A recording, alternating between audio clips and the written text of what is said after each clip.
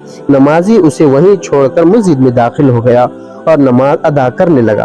نماز سے فارغ ہو کر وہ مسجد سے باہر آیا تو اس نے دیکھا چراغ والا شخص اس کا منتظر تھا تاکہ اسے دوبارہ چراغ کی روشنی میں گھر تک چھوڑ آئے۔ نمازی نے اسے اجنبی سے پوچھا، آپ کون ہیں؟ اجنبی بولا، سچ بتاؤں تو میں ابلیس یعنی شیطان ہوں۔ نمازی کی حیرت کی انتہا نہ رہی۔ اس نے پوچھا، تجھے تو میری نماز کے رہ جانے کا خوش ہونا چاہیے تھا، پھر تو چراغ کی روشنی میں مجھے مسجد تک کیوں لایا؟ ابلیس نے جواب دیا، جب تجھے پہلی ٹھوکر لگی تو اللہ نے تیرے عمر بھر کے گناہ معاف فرما دیے، جب دوسری ٹھوکر لگی تو تیرے سارے خاندان کو بخش دیا۔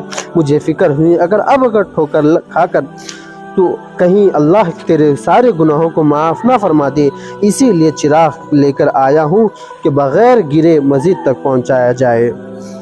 حوالہ حکایت رومی۔ مزید ایسے ہی واقعات سننے کے لیے ہمارے چینل کو سبسکرائب کر لیں۔ السلام علیکم ورحمۃ اللہ وبرکاتہ۔